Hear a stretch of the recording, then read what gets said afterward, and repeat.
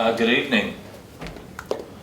Welcome to the Red Hook Town Board meeting of Wednesday, September 20th. Would you be kind enough to join me in the Pledge of Allegiance, please?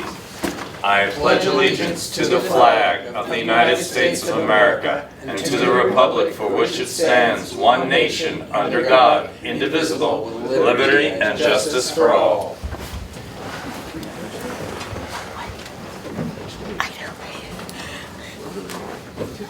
Thank you all for coming tonight. This is a rescheduled meeting, originally intended for September 12th. For tonight's agenda, for the folks at home, if you could pan the camera to show them the items we'll be discussing tonight. We'll start out, as we always do, the first meeting of the month with the supervisor and clerk's reports, or announcements, any public comments. Move right into what hopefully will be a fairly short meeting this evening. A resolution to approve negative declaration. This is part of the environmental quality review that we undertake with projects. This is for the Cookingham West subdivision, and I've placed one of the colored versions of the subdivision map there on the side wall. We do have, and I'd like to discuss at the very least, a request from the Water District Board to increase the quarterly rates, and their rationale is a part of their communication. We also have a resolution to go out with requests for proposals for the sale of the Cookingham Farm East property. As you know, the town moved rather quickly to acquire the Cookingham Farm properties to prevent them from being overdeveloped, to ensure that these very important farm soils are protected, to ensure for future generations that the Scenic Gateway remains the asset that it is. We have undertaken a lot line subdivision reserving 12 acres for potential workforce affordable housing. That subdivision has taken place. We're now at the point where we can offer for sale the Cookingham Farm East to a farmer. And so that's also on the agenda. We have one item for reorganization as well. Okay, very good. So why don't we jump into it? The supervisor's report. This is for the period ending August 31st. We started with an opening balance of $8,331,000. Receipts and disbursements with all the closings that we've had. Now having a final balance of $6,048,000.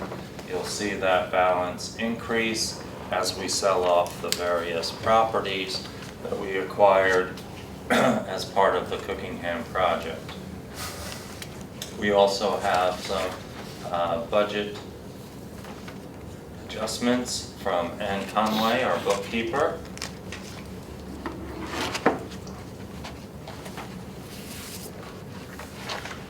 And as always, you have your monthly variance report, board members. Did you have any questions?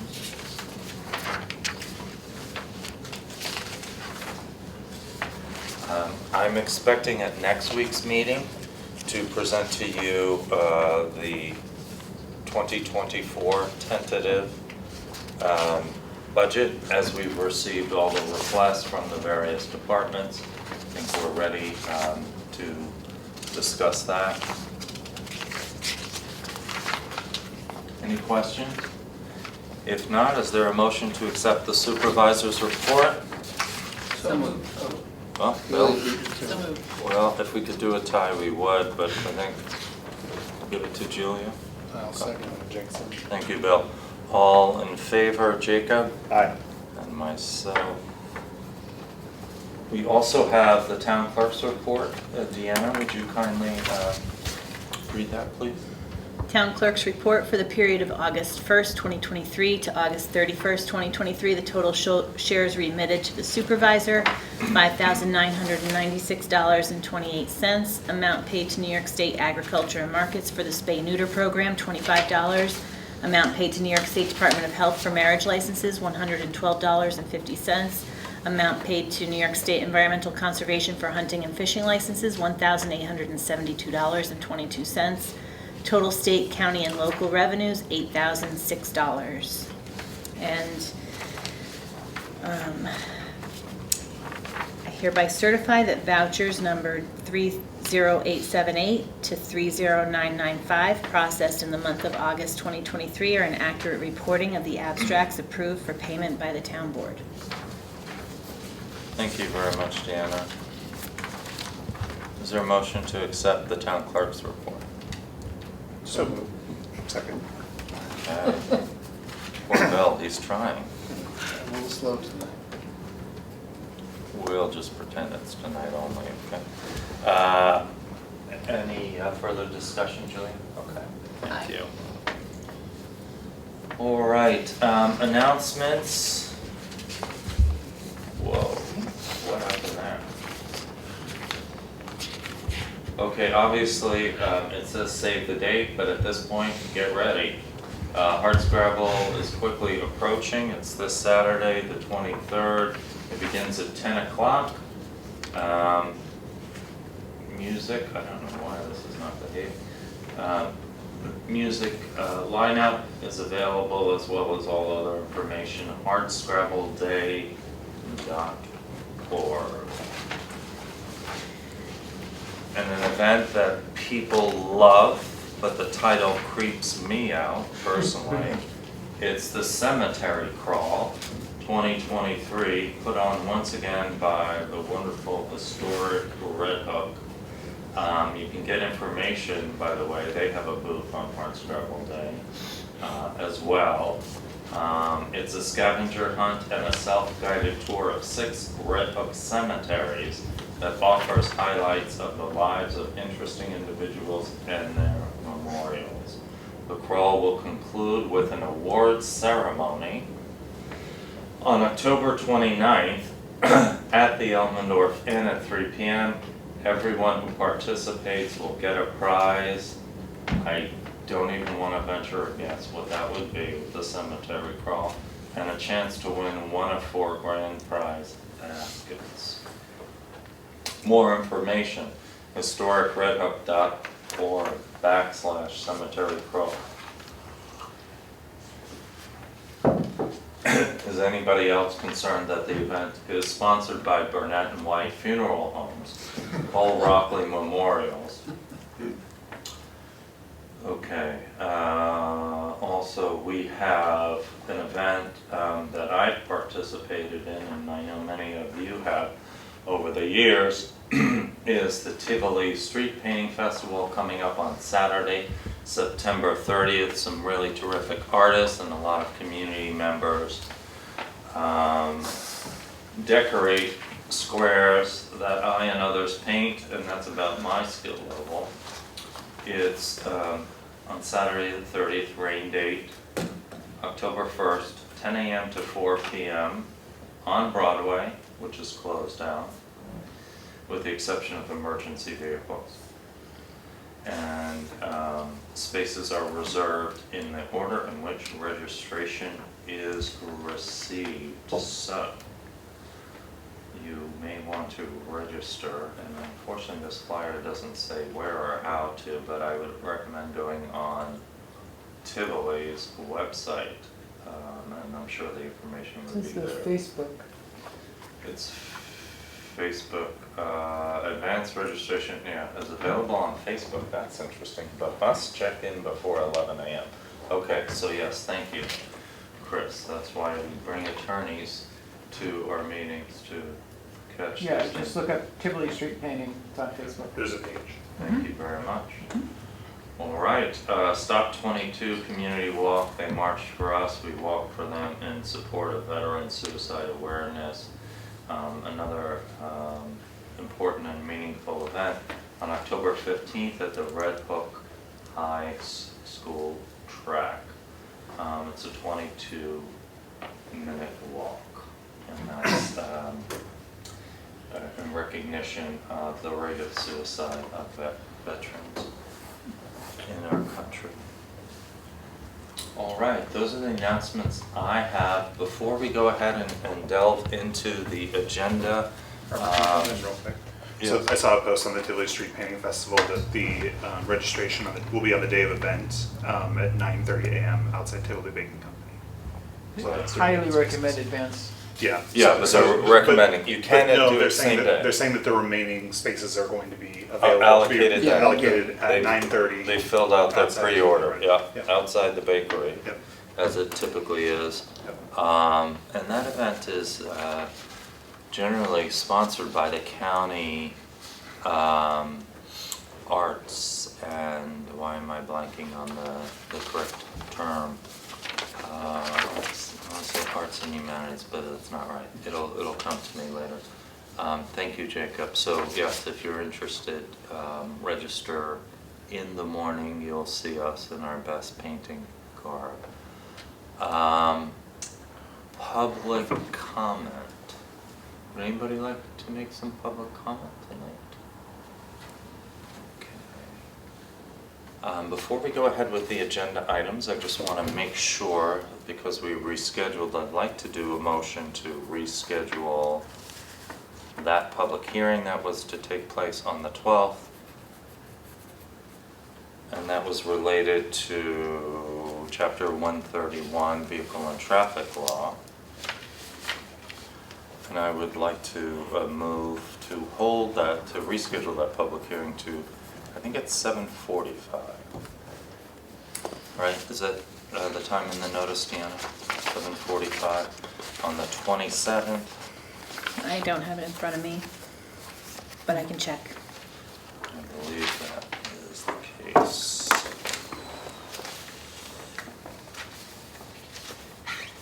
All right, before we vote on that motion, why don't we skip on to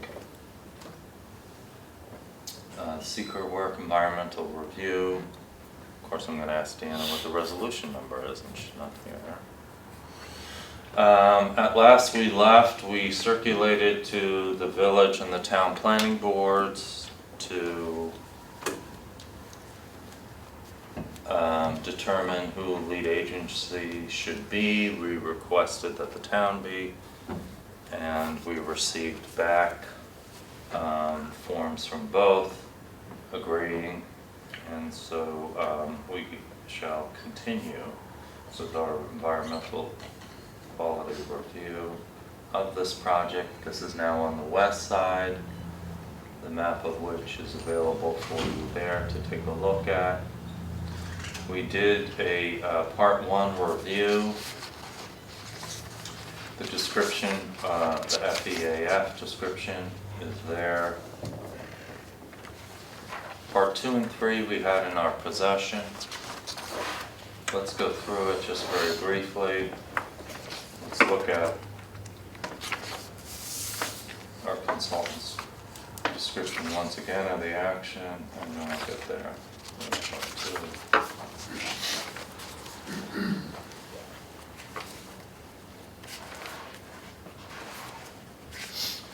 Proposal consists of subdivision, re-subdivision, and conveyance where applicable. You can see the map that it references there. The parcels were acquired or are in process for acquisition. Well, now they have been acquired using funds from the Community Preservation Fund and Incentive Zoning Program, and that's something I would also like to just reiterate to folks. We have an anticipation that there'll be no property tax impact from these combined projects, because these dedicated funds, either from real estate transfer fees or from developers, will make up the difference once we sell off the farm parcels and the 12 acres for potential workforce development. stuff, consistent with both the CPF plan, the open space plan, centers and green space, and the town comprehensive plan. The action, the subdivision is really lot line to convey for various public purposes, and if you're looking at that map against the wall there, you can see, the wall, the chair's over there.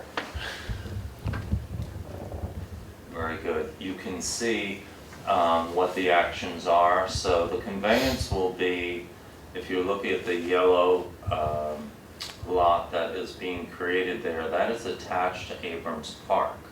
And so one of the many things that we are accomplishing with the project on the west side is we are correcting an encroachment that's been happening from Abrams onto Cookingham Farm. You can see if you go close in and zoom, there's an asphalt path there indicated on the map, and that is the pathway in Abrams Park. We are going to convey over to the village of Red Hook that property that is colored in yellow. As part of our trail system, that'll be on Cookingham West. There'll be a continuation from that path all the way down to Willowbrook Lane, and then you'll have the capability to jog around and go over to the Sawkill, where we hope to obtain some grant funding to have a pedestrian bike bridge to take you over to Rec Park. Rec Park is the very large parcel that's pink on the left-hand side there. So it describes to you how there'll be a new parcel that will adjoin our water district, which is the white parcel in between the two pink. Just to confuse you, I apologize. The farm that is being conveyed and is the subject of tonight's RFP is both the salmon color and the dark brown color on that map. The town is reserving Willowbrook Lane, keeping that in ownership, and you'll see a square, sort of a beige square there, which was a former mine. It sits well below grade level. We are at least studying to see whether or not it would be suitable to have solar, which we would then do community solar as we have with our very first project. We don't anticipate that it'll have any scenic impact because we'll be able to get those panels down quite low. That area was mined a very long time ago. It is not farmed and has not been farmed for quite some time. In fact, it's very rocky. I think those are all the conveyances. The one last thing we are doing is we're making a 50-foot opening on Willowbrook at Route 9 for safer access and also to conform with road frontage requirements for that beige lot, but primarily so that there's sufficient sight distance so that agricultural or any other truck that is servicing, for example, our water district facility will have better sight visibility going in and out. And the trails will just be for pedestrians and bikers, that will not be for any type of motorized vehicles. So I hope I've described the project in a way that folks will understand. We'll be updating our trails map when the time comes, and we expect the trails to be available in 2024 for folks to utilize. And I think that the description that our consultant has laid out is essentially what I've described to you. Any other questions? Oh, and in the yellow portion there, we've reserved a small area. The village was very concerned that they might need a new well sometime in the near future.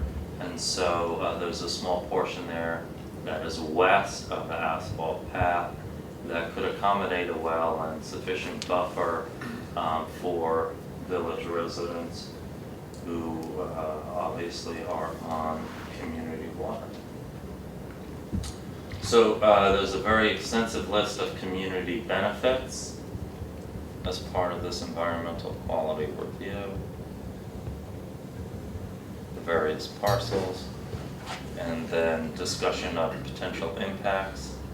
The impacts are all essentially positive because this property adjoins with a home on the national, or the state register rather. It needs to be reviewed and has been reviewed by SHPO.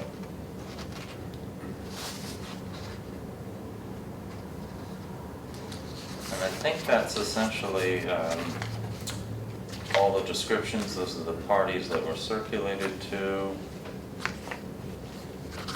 And they're the consents. And we have a part 3. We did have a resolution. Deanna, I'm sorry, the resolution we're on now, number 70. 70, thank you. So let's go back to the resolution.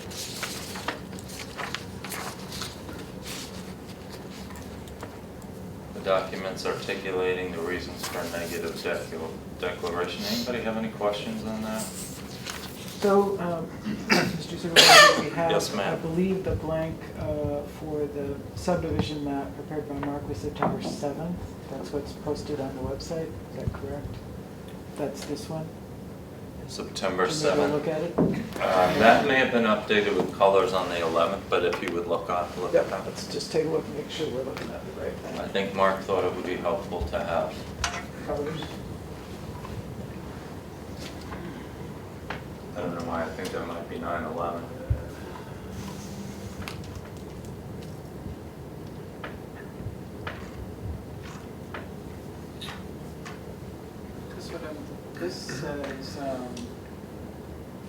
This says September 1, but I think the one that's posted says September 7th. September 7th, Let me look at okay. it again, I'm looking at what the planning board posted, Okay. right? So I think that's what we want to refer to. Okay, September 7th. Let me just check again. Maybe I'm just not able to. Maybe I'll pass it on to Deanna and make sure that I'm reading it correctly. Okay. All right, so evaluation of the potential impacts. Obviously, this is a conservation program, project. These lot line and minor subdivision are for various public purposes, water protection, recreation trails, clean energy potentially. That needs to be studied first. Obviously, farmland. So the map itself says September 1. It's the posting date, I think, was September 7th. That's what I was reading on the Okay. planning board's site. I Okay. think that was the posting date, but on the map itself, it says September 1, so it's consistent with that. Okay. Okay. Do you want us to revise the resolution? I would just fill in the blank to say September 1, right? September 1. I have it. Very good. And I will note that in the draft neg deck that's attached, there are, there's a reference to the reasons supporting determination, Yeah, which are, we're gonna reference the extended narrative that Ted prepared, right? Yeah. That's what your findings are gonna be based on, that's right. is the extended narrative that Ted prepared, right? That part 3. Yeah, So that's what we'll incorporate. very good. So let's fill in the map date, September 1, 2023, entitled Subdivision of Lands of Town of Red Hook. And the reasons are, the town has placed the conservation easement on 72.2 acres of land and seeks to subdivide and convey a portion of the lands, including the land subject to conservation easement, as described. A Part 1 EAF, classifying it as a Type 1 action under seeker, and we've declared our intent to serve as lead agency.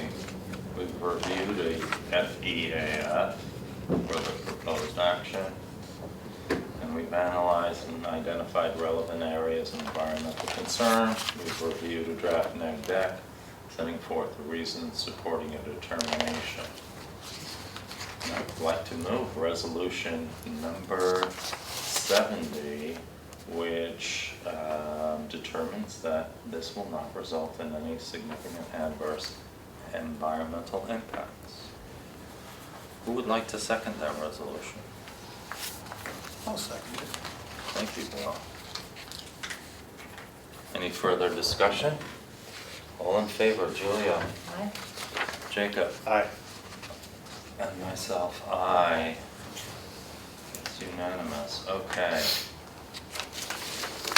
Well, we've been talking about water.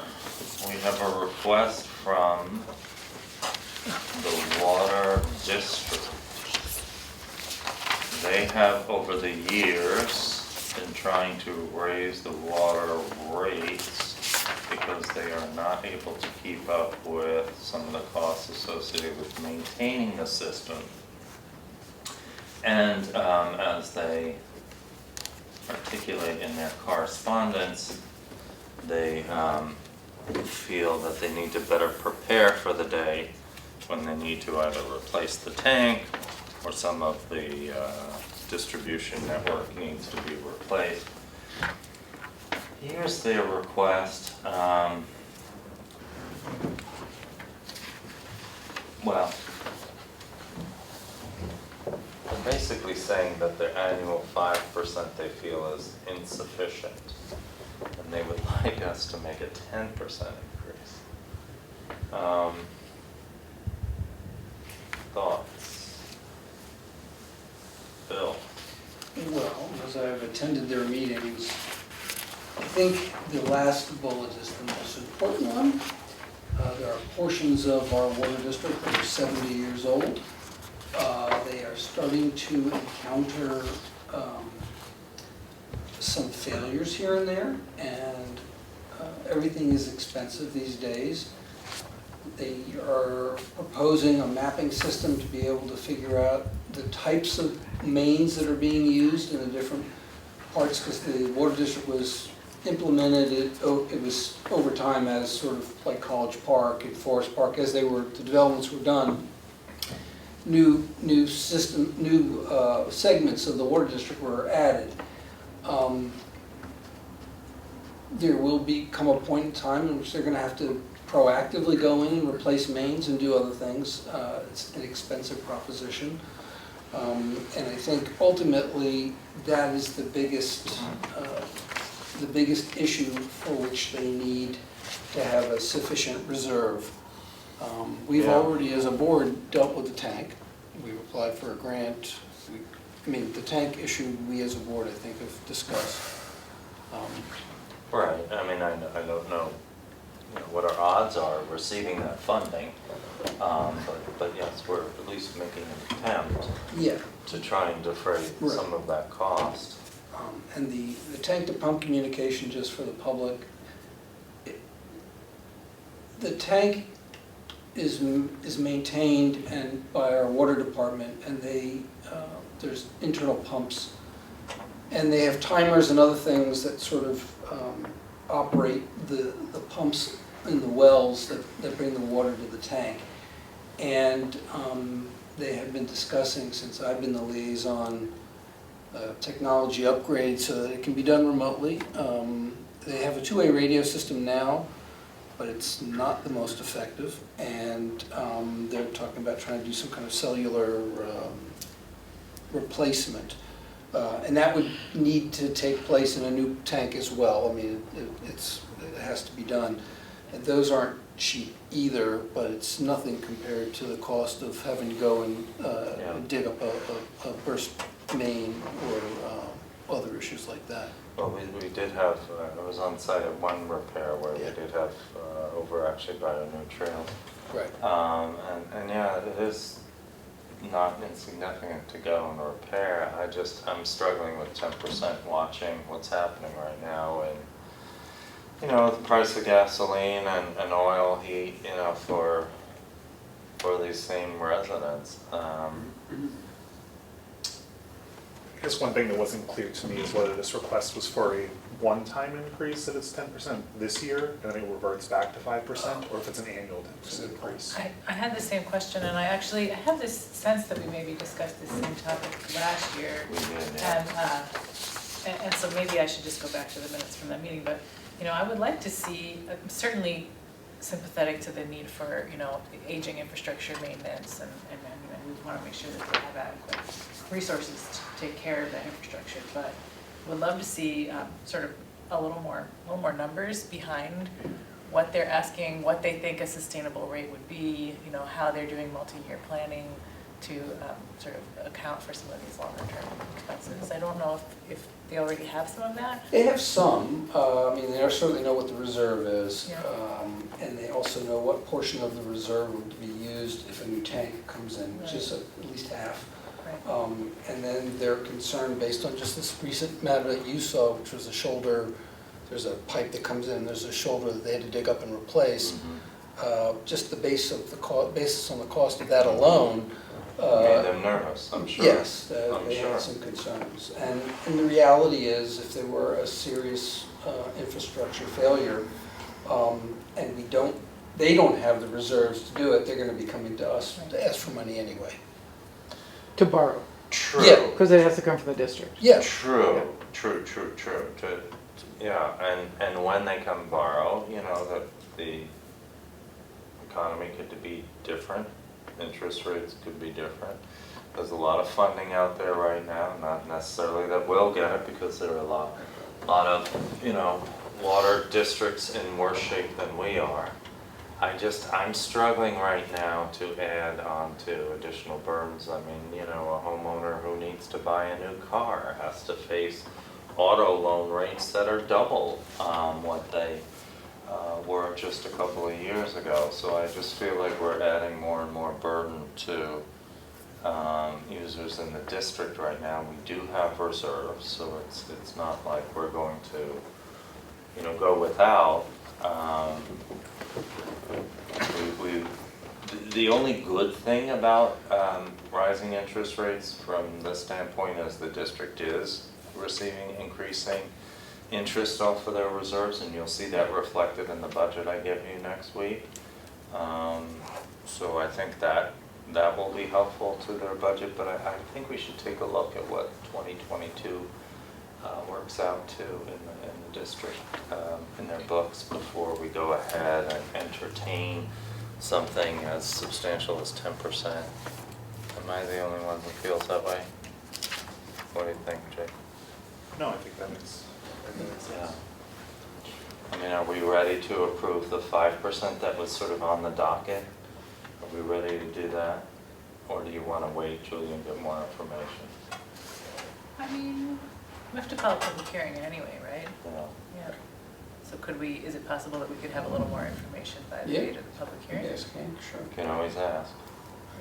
And one other thing to consider is, I mean, the water department said that they would pledge basically what's half of the reserve, which is actually a drop in the bucket, no pun intended, with regard to the tank replacement. Yeah. One option would be to have them not do that and have a much more substantial reserve to be able to deal with more serious issues, you know, and then stay where, you know, with what we were doing before, which is the 5%.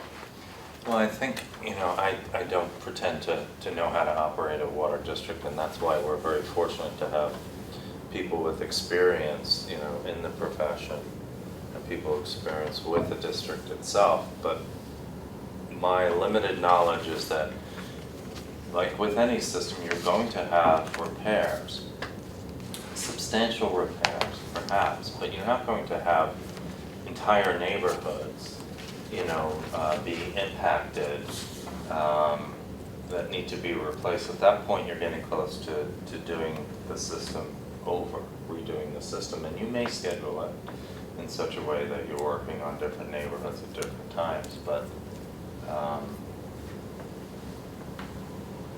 yeah, I'm reticent. And you know, my feeling is someday that I think the village and town water districts, well, the plumbing's, you know, we're connecting the plumbing, right over there.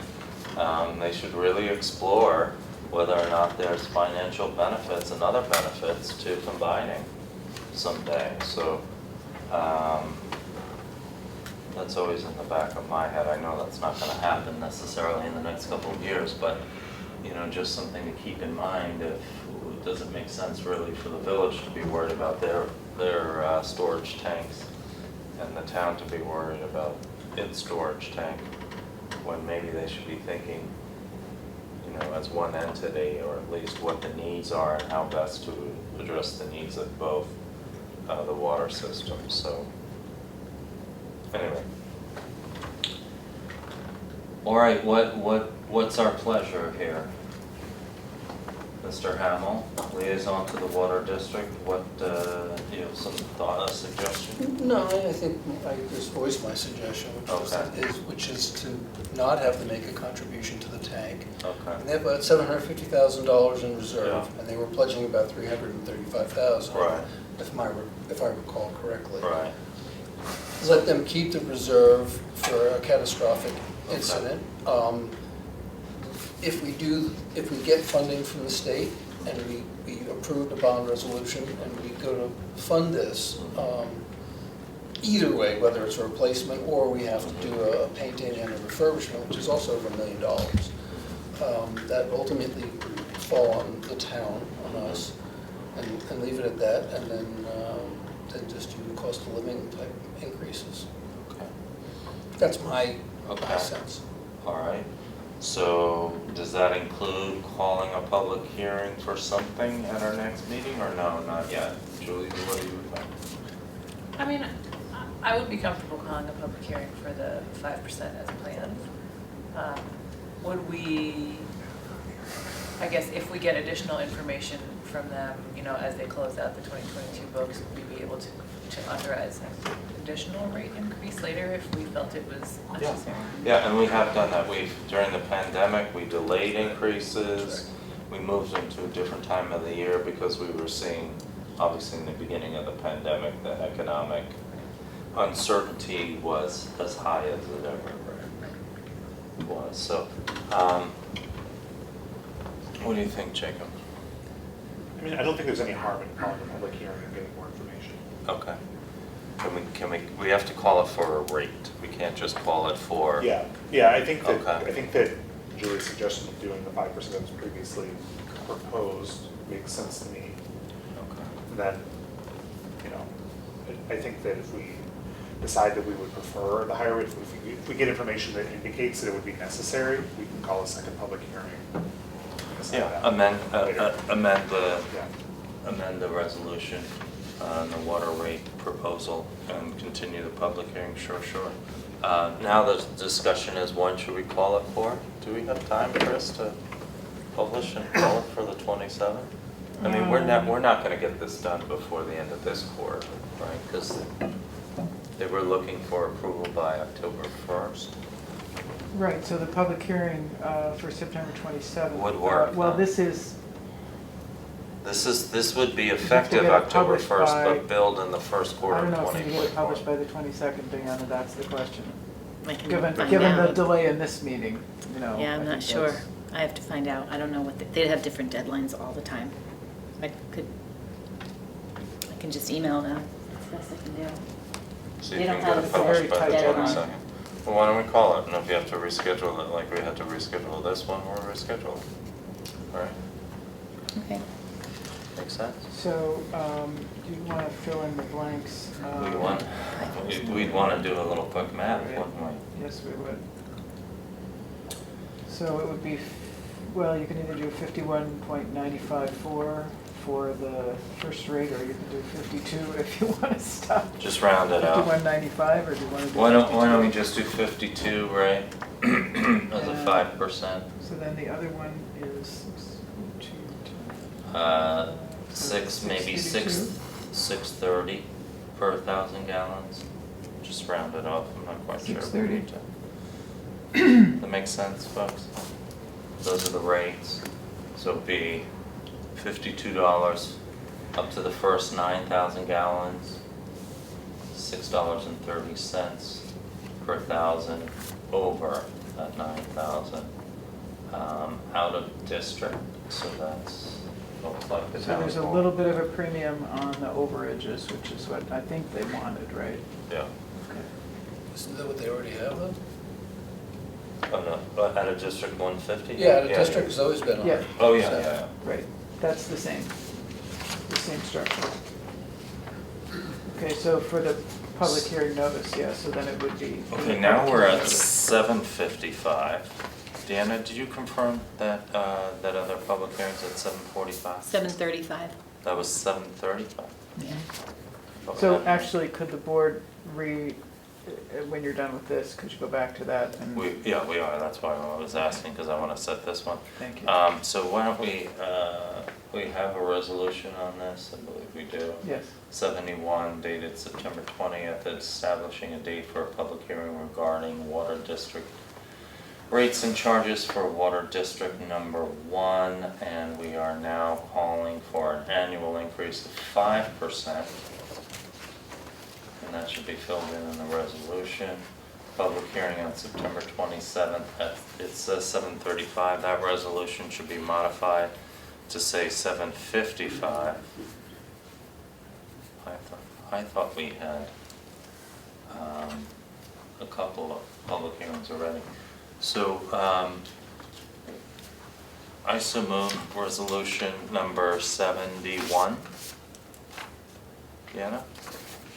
71, yes.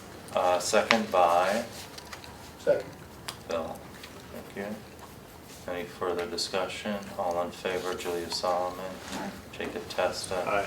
Thank you very much. Okay, let's return to rescheduling resolution, public hearing on the 27th. Made a motion. I'd like to call that for 7:45. Oh no, we noticed it at 7:35, sorry, 7:35 on the 27th. That's chapter 131, amendment to vehicle and traffic law. And I so move. Is there a second? Second. All in favor? And so, just checking on the timing, we have one at 7:35 and one at 7:55. Do we think there's one that will fall in between, or? Yes, I do. Okay. I thought that we had another one, we had a third one, no? Is that up?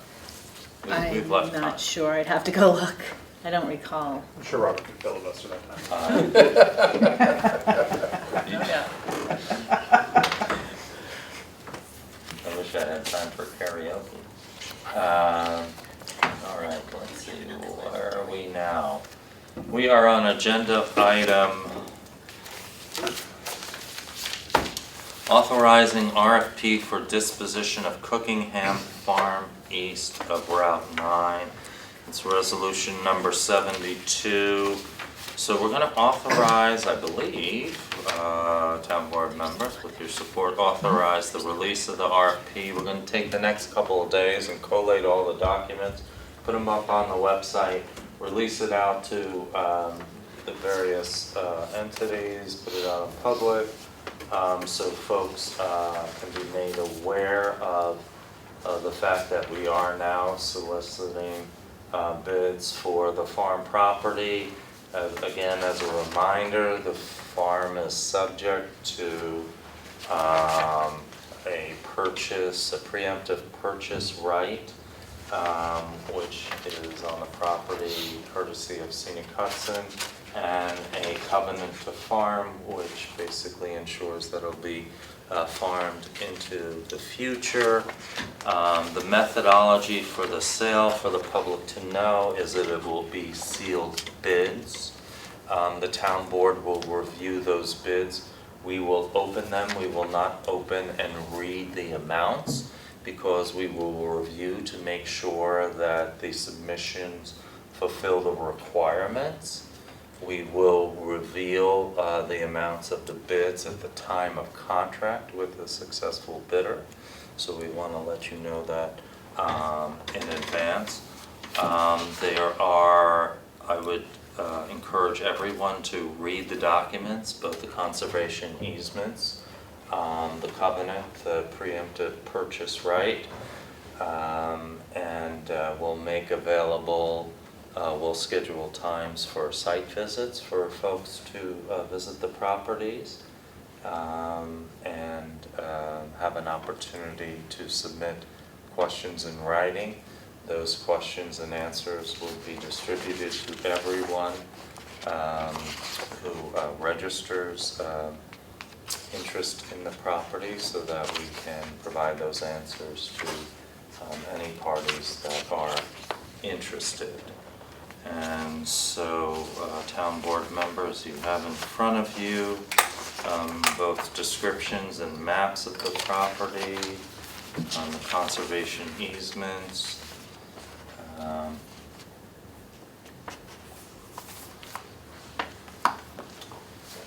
Once again, for the public, this is the east side, this is the gateway important farmland soils. It extends also easterly on Cookingham Lane. Instructions on how to submit, instructions on timing.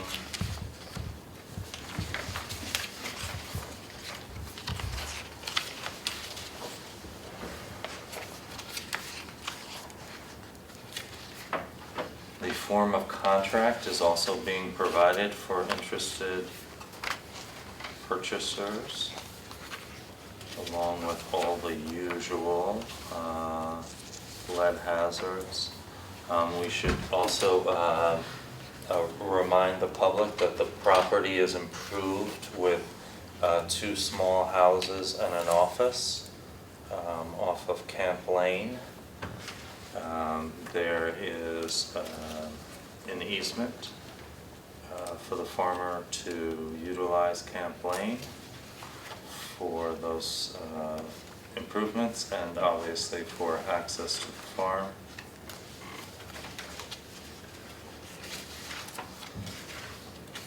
A lot of pages.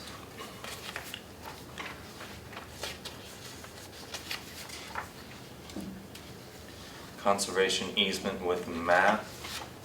Conservation easement describes the activities that are permitted in the various areas of the property. Looking at a map of the west there, why don't I put a map of the east, since this is the subject of this.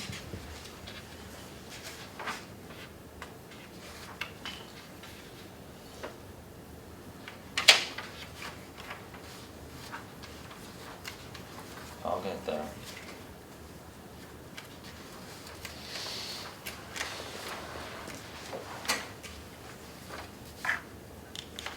Important for the public to know the property is being sold as is. The town will make no alterations to the property, make no representations to the property. It'll be incumbent upon interested purchasers to do their own due diligence. And that they shall not rely on any documents within the town's possession regarding the property itself.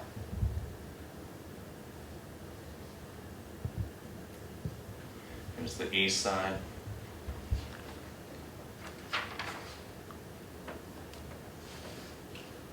You'll see over here this field that we all see when we drive up Albany Post Road or down Albany Post Road.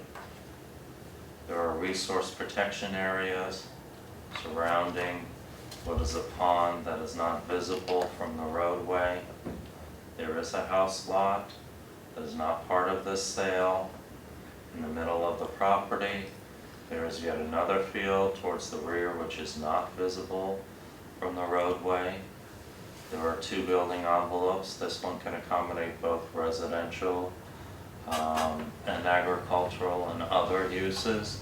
This one is for agricultural structures.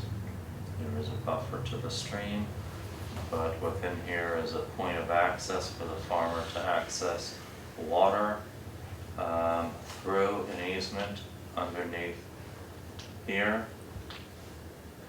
And Robert, to clarify, that area off of Camp Lane that you've indicated, that is not the 12 acres that's being considered is for not. affordable housing, that's already subdivided That off. is already subdivided off south here where my cursor is.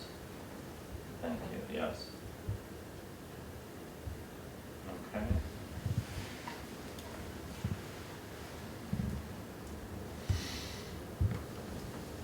All right. Well, this has been a very, very exciting project. I think it's just super that we had, albeit last minute opportunity to save this farm from overdevelopment. And a second crack at it for farmers to bid on this property, because they did have an opportunity for a few months there late last year. And so, and to preserve this gateway, I think it's just wonderful. And now it's time for us to put the property up for sale. Any questions about the documents? I have one question. Sir? When I was reviewing them, perhaps I missed it, Yes. but should we approve the RFP, how many days will it be open? So that is all described in there. It was, I thought there I was a think the blank. expectation is about at least 3 weeks, right, Robert? Yes. I was So, looking for either a date or a Yeah, number of there's a days. blank that has to be filled in. Yeah. That's what I saw. yeah, the blank on, for the RFP to be returned. Yeah, Yes. by 2 PM on whatever date. Yeah. So I think we've discussed that we were going to have the bids returned within 40 days. We were going Okay. to allow Okay. up to 10 days prior to that for inspections. And for any questions and answers on the property.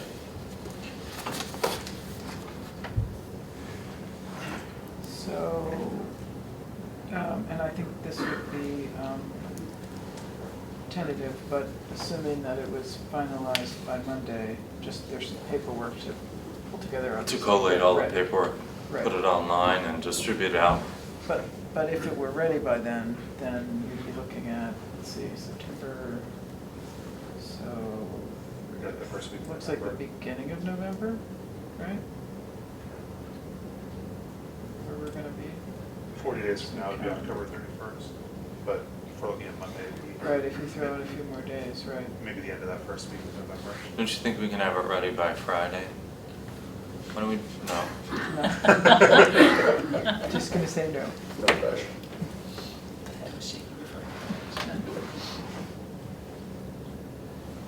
It's good to know you'll be working over the weekend. That's possible. 40 plus Monday. Excuse me, did you say 40 days it would be out? 40 days to return, Oh, 40 The days bids. to, okay. 40 days to return. Yeah.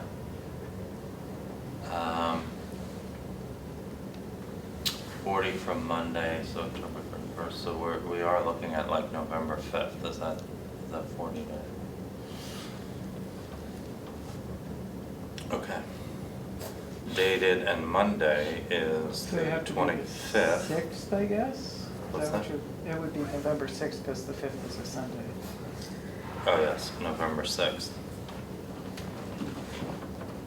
And I mean, 40 is approximate, that's what your goal is. It's not, there's not a rigid requirement. You're just looking for enough time for it to be on the market that, you know, you're gonna get good proposals in for. and Yeah. We No, we wanna don't need have to be time rigid for about that, but- submission of questions and that sort of thing. Yeah, Right. they'll need time to line up. Site visits and so forth. Well, and financing, because it will not be subject to financing, so they'll need to, and that's one of the important features that bidders must know, is that there'll be no financing contingency, they'll need to be able to come up with the funds. So you want it November 6th? That's a Monday, Yeah, okay? And the Does that time work? is not material, I just picked 2 Yeah. o'clock because that's when you often open things here, so. I would like to make it earlier on that day. Sometimes you do 11 o'clock. Yeah, let's do 11 o'clock, shall we, on November 6th?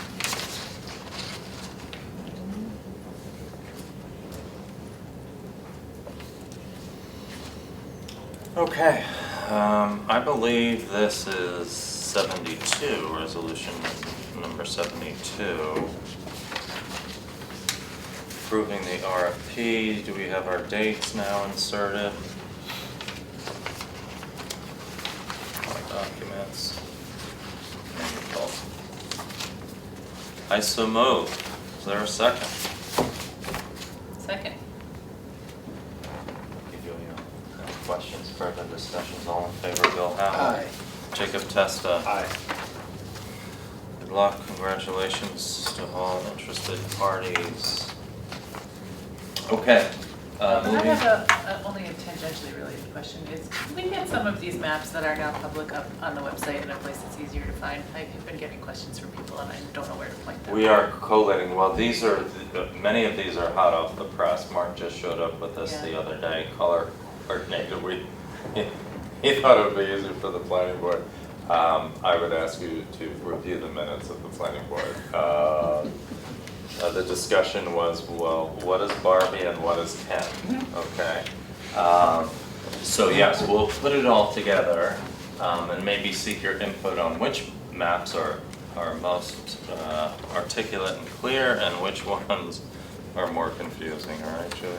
Sounds great. All of it's gonna be colored, It is on the that's why. planning board notice right now. Yeah. So, I mean, Yeah. that. No, and I All have of found that. some in prior, Yeah. packets from our meetings, but it would just be nice if it was a little more. We have a easy very to find. huge Well- stack that's already been scanned called Cookingham Farm Project. I think we'll start to change the name, we're calling it the Red Hook Gateway Project, I think you, and we'll have all the materials. can I for- just say, if you're gonna do No. that, I think you need to use caution that you're gonna have to label that with whatever date it is and put a caution that this is, subject to change, Sure, because sure.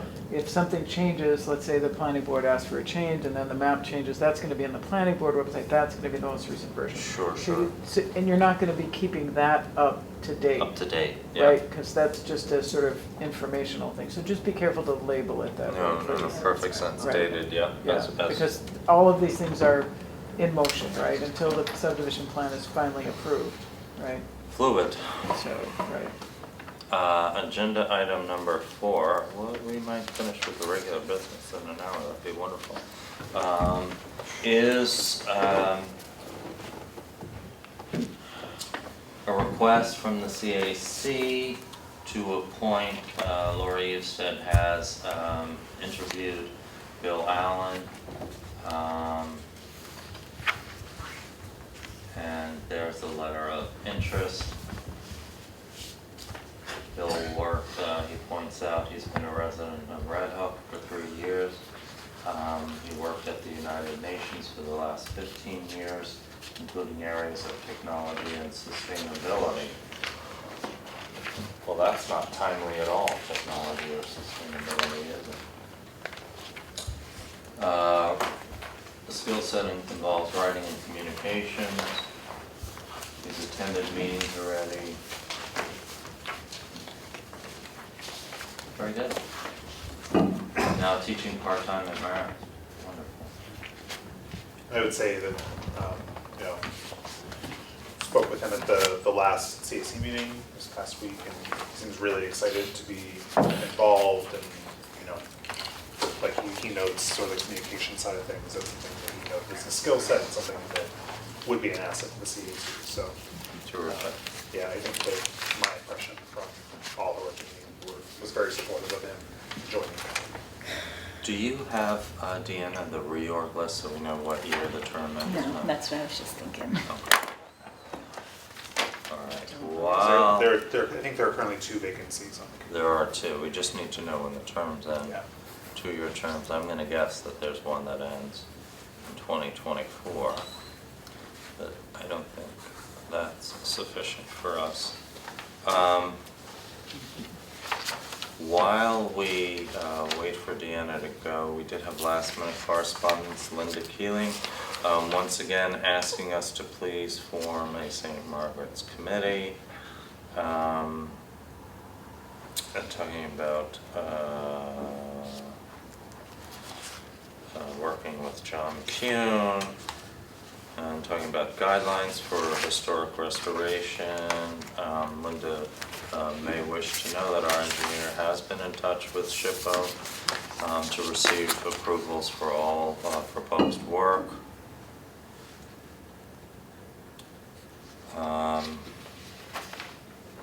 Talking about the ADA elevator again, I don't know if she ever got the information that she needed. And then moving on to the town's website, we did approve upgrading the website to increase ADA accessibility. And asking me to read letters. I've stopped reading people's letters or paraphrasing because folks almost unanimously appreciate that, but then one person complained that I didn't do an accurate job or a completely accurate job of reading the letter, so we suggest people go to the website to look at correspondence. Okay, we're going to entertain a motion to go into attorney-client session. And before we do that, Jacob, would you like to make a motion to, What's the, so we've got Francis Duncan who has resigned. And that is Mike Zealy has also resigned. So those are two, and unfortunately, it's a little awkward.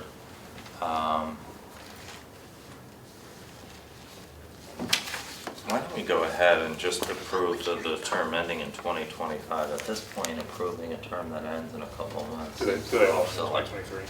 what's that? They all Yeah, end in they both 2023. do. Would you like to make that motion? Yes, do you need me to move to remove Francis and Mike as well? No, we don't do motions Okay. for resignations, just for appointments. Right, then I would move to appoint Bill Allen to a seat on the Conservation Advisory Council for a term ending in 2025. Is there a second, Julia Solomon? Second. How did I know you were in the second? Can you repeat that? Yes, it's appointing Bill Allen to a seat on the CAC for a term ending in 2025. Motion by, Motion Motion by by Jacob Testa, second by Julia Solomon, and approved by Bill Hamel and Robert McKeon. Folks, thank you very much for coming tonight. Is there anybody who'd like to make some public comments before we entertain a motion to go into attorney-client? If not, good evening. We hope to see you at Hardscrabble Day or Tivoli Street Painting. At this time, a motion to go into attorney-client. All in favor? Aye. Thank you very much. Good night, Panda. So we'll see people on the, Good night, John Boy. see people